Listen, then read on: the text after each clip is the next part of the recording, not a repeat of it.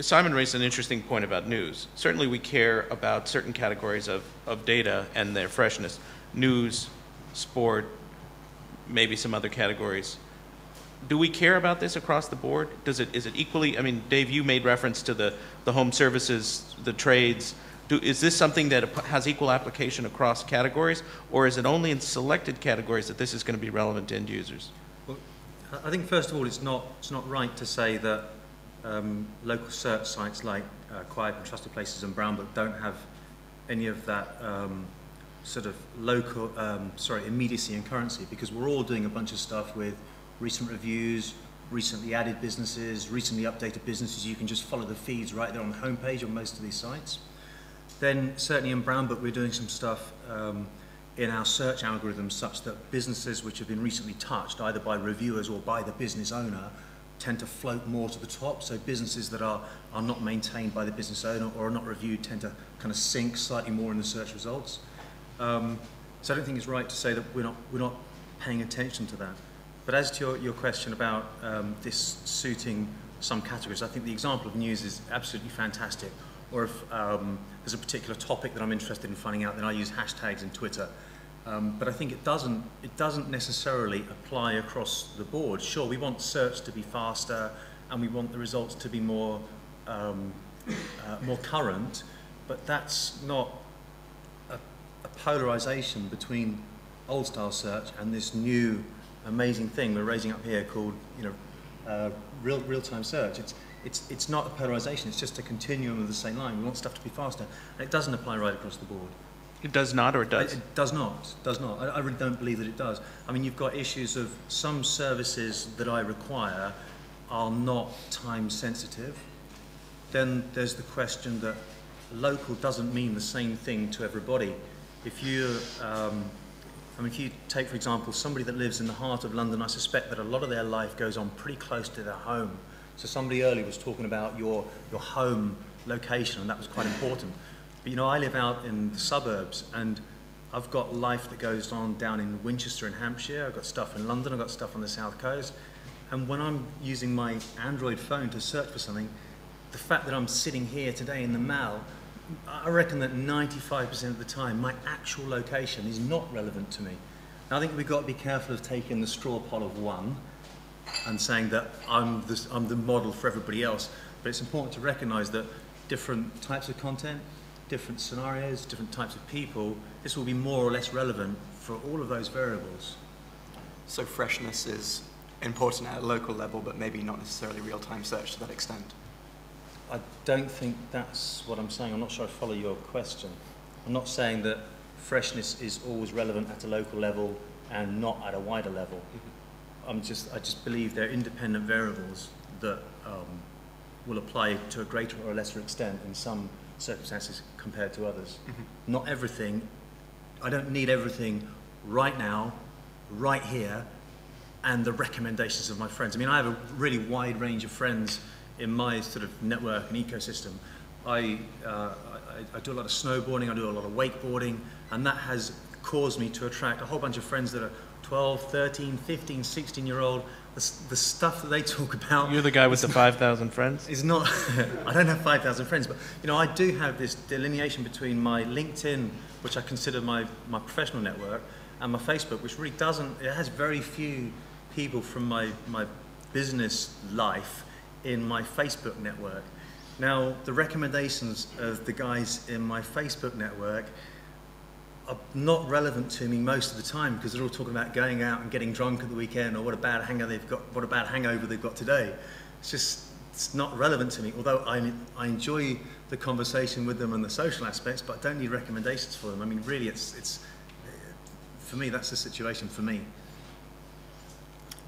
The other thing I think here is that that Simon said that the bigger and the more recent the event is, say the Hudson plane crash, the Iranian riots and all that stuff, the more accurate data tends to become as well, because we will have a huge group of people speaking about the same thing.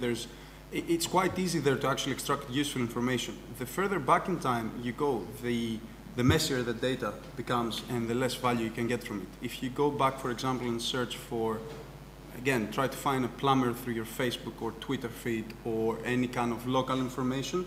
And I'm not talking about asking a question. I'm talking about interrogating the data and trying to come up with answers. You'll find it difficult to actually extract structure and meaning from that. You will, because you get people talking, for example, about the mall will be maybe a kind of 20-year-old American girl or boy who misspelled mall. It could be somebody who's talking about this area. It could be a whole bunch of different things.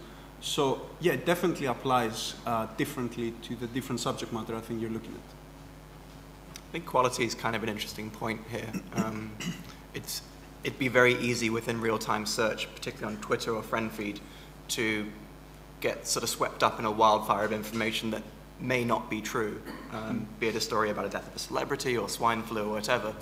And I guess we can learn a lot from Google here and how they sort of use the algorithm and judge quality, and that's based on age of your domain, on link authority, on freshness, and of relevance of content, as well as a bunch of other things.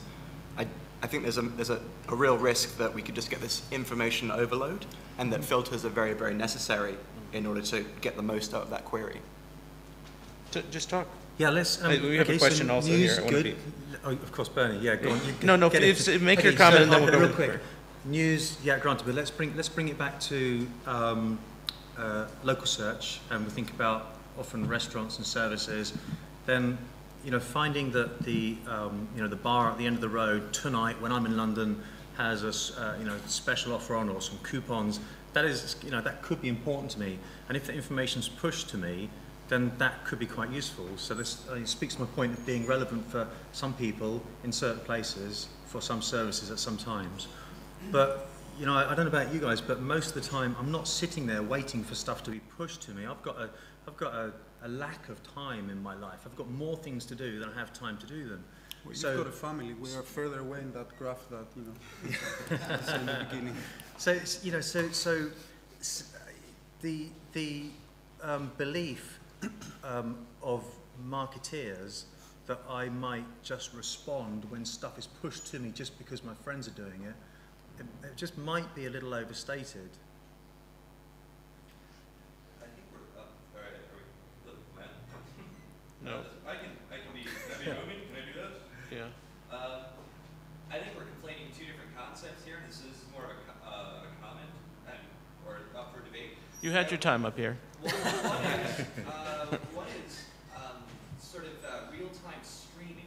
What you're often thinking about is the streaming of information just whizzing by. That's about a story. Balloon Boy, let's see the latest on Balloon Boy, or the news, what are people saying about the news? And the second is temporally local searches, searches that are important to right now. So, and that was like the offer, the special offer right now. And those are two different use cases that are both being conflated under real-time search. So I just want to say, perhaps those are two different things that can be partitioned out in this context. Sure, and there's also the notion of go ahead. I was going to say, when I define real-time search, it's search in that real-time activity stream. It doesn't mean it's information that was broadcasted 2 seconds ago. It could have been like something 2 weeks ago that gets surfaced, the recency of information. There's also the word-of-mouth component, the peer-to-peer communication. I mean, how many people in the audience would... You giving me a time signal? Oh, I thought you were. Yeah, real time. Time is up. I thought I would give baseball signals. Anyway, now you've thrown me off. All right.